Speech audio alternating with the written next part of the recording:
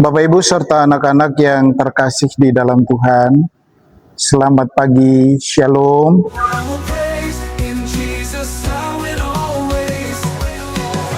Kita berjumpa lagi di Usbu yang baru minggu ketiga bulan Agustus tahun 2026. Kita bersyukur karena sampai di hari ini kasih Tuhan tetap menjaga melindungi kita semua. Dan untuk merespon kasih Tuhan itu sebelum kita melangkah masuk di usbu yang baru dengan pergumulan-pergumulan kita, maka mari kita mendasarinya dengan firman dan kebenaran Tuhan yang akan kita baca bersama di pagi ini dari Matius pasal 22. Injil Matius pasal 22 ayat 15 sampai ayat yang ke-22.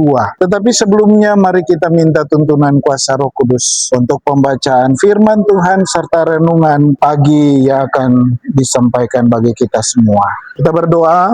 Ya Allah Bapa di surga, kami bersyukur untuk kebaikan-Mu yang sudah boleh mengizinkan kami ada dan menjalani kehidupan di usbu yang baru ini. Sebelum kaki kami melangkah memasuki usbu pergumulan kami ini Tuhan, dengan berbagai tugas tanggung jawab kami mohon Tuhan cerahi kami dengan kuasa Roh Kudus, supaya firman yang akan kami baca sebagai landasan bagi langkah-langkah kehidupan yang akan kami jalani hari ini akan kami baca, dengar, serta kami dimampukan untuk melakukannya sepanjang hari-hari kehidupan kami. Dalam nama Yesus firman yang hidup kami berdoa. Amin. Kita akan membaca dari Matius pasal 15, pasal 22 ayat 15 sampai ayat yang ke-22. Yang demikian bunyinya, tentang membayar pajak kepada kaisar. Kemudian pergilah orang-orang Farisi dan membuat rencana bagaimana mereka dapat menjerat Yesus dalam perkataannya. Mereka menyuruh murid-murid mereka bersama para pendukung Herodes bertanya kepadanya, "Guru, kami tahu engkau orang yang jujur dan dengan jujur mengajar jalan Allah, dan engkau tidak takut terhadap penilaian orang, sebab orang tidak memandang muka. Katakanlah kepada kami pendapatmu, apakah diperbolehkan membayar pajak kepada kaisar atau tidak?" Namun Yesus mengetahui kejahatan hati mereka itu. Lalu ia berkata, "Mengapa kamu mencobai aku, hai orang-orang munafik? Tunjukkanlah kepadaku mata uang untuk pajak itu." Mereka membawa 1 dinar kepadanya. Ia bertanya kepada mereka, "Gambar dan nama siapakah ini?" Jawab mereka, "Gambar dan nama kaisar." Lalu kata Yesus kepada mereka, "Berikanlah milik kaisar kepada kaisar, dan milik Allah kepada Allah." Dengar itu, heranlah mereka dan meninggalkan Yesus lalu pergi. Bapak Ibu serta anak-anak yang Tuhan Yesus kasihi, kita bersyukur karena di hari ini kita diperkenankan Tuhan, diizinkan Tuhan lagi sebagai warga bangsa dan negara merayakan hari ulang tahun negara Republik Indonesia yang ke-81 tahun.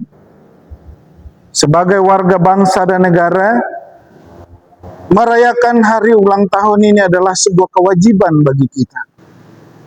Kenapa disampaikan ini sebagai kewajiban?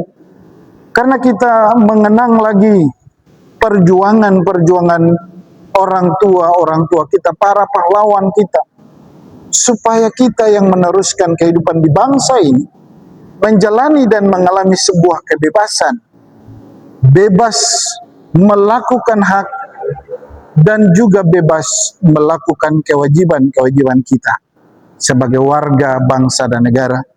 Kita tidak terpojok ataupun tidak mengalami sebuah tekanan yang berarti karena harus melakukan kewajiban, tetapi juga mungkin kita tidak akan melakukan atau mengalami sebuah tekanan karena harus mengutamakan dan mendahulukan hak. Tapi kemerdekaan yang diberikan supaya kita memiliki kebebasan untuk menjalani hidup ini, kebebasan untuk menikmati hidup ini, dan kebebasan untuk memiliki segala sesuatu dalam rangka menopang kehidupan ini. Injil Matius pasal 22 ayat 15 sampai 22 mengisahkan tentang bagaimana Yesus dicobai tentang hak-hak dan kewajiban. Ia dicobai oleh para pengikut Herodes dan juga orang-orang Farisi. Mereka mencobai dia tentang bagaimana seseorang harus membayar pajak. Nah, dari kisah ini kita melihat di sana bahwa Yesus punya hikmat dan kebijaksanaan yang luar biasa. Ia tidak gugup atau ia tidak menjawab dengan gamblang atau gampang, tetapi ia memberi juga tantangan bagi mereka. Ia meminta mereka mengambil satu keping dinar, uang dinar, dan dia meminta kepada mereka menunjukkan sisi uang dinar itu.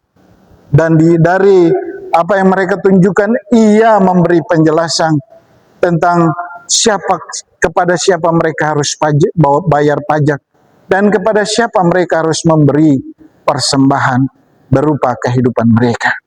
Tekanan ataupun penjelasan yang Yesus berikan membuat orang Farisi yang mencobai Yesus merasa malu, dan mereka pergi meninggalkan Yesus begitu saja. Bapak Ibu serta anak-anak yang Tuhan Yesus kasihi, di era kemerdekaan ini tentu kita punya juga tantangan yang baru, model yang baru. Ada banyak sekali tantangan yang harus kita lakukan, baik ketika kita melakukan kewajiban kita, tetapi juga ketika kita melakukan hak-hak kita sebagai warga bangsa dan negara. Sama dengan mata uang dinar yang bergambar pada dua sisi dan tidak bisa dilepas pisahkan. Sebab kalau dilepas pisahkan maka uang dinar itu tidak mempunyai nilai apa-apa.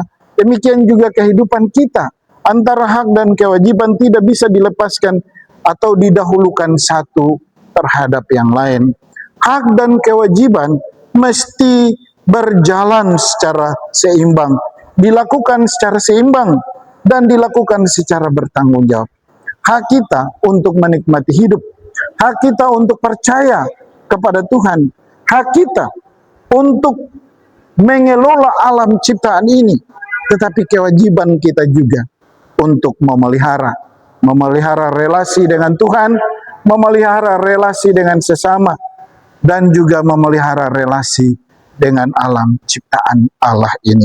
Sehingga ketika terjadi keseimbangan, maka kehidupan ini akan menjadi sesungguhnya sesuatu yang berarti, sesuatu yang punya makna yang sangat mendalam, sesuatu yang punya nilai yang sangat berharga. Kita tidak dianggap sebagai orang-orang yang hanya menikmati hidup ini mengikuti tren. Kita tidak dianggap sebagai orang-orang yang hanya menikmati hidup ini dan menyusahkan orang lain saja. Tetapi kita dianggap dan dipandang sebagai orang-orang yang perlu dicontohi, orang-orang yang punya nilai dan makna kehidupan yang baik, dan mesti menjadi pola anutan bagi sesama kita. Membangun sebuah persekutuan yang kuat, membangun suatu bangsa yang lahir bukan saja dari kemanusiaan kita, tetapi bangsa yang lahir dan dibangun itu harus berdasarkan iman, percaya, pengharapan kita. Ketika bangsa ini dibangun, karena kita tahu, kita pahami sungguh bahwa bangsa ini diberkati ketika Allah turut bekerja, maka bangsa Indonesia akan mendapatkan berkat kehidupan yang luar biasa. Tetapi kalau kita berpikir, kita beranggapan bahwa suatu bangsa itu dibangun dengan perjuangan, dengan kekuatan kemanusiaan, bahkan bangsa itu dibangun hanya karena keserakahan, maka bangsa itu akan hancur. kekuatan itu akan punah dan akan beranjak daripada kehidupan bersama kita. Tapi sekali lagi, kalau kita berharap sungguh pada Tuhan, maka kekuatan bersama dengan Allah itu akan membuat kehidupan kita menjadi sejahtera.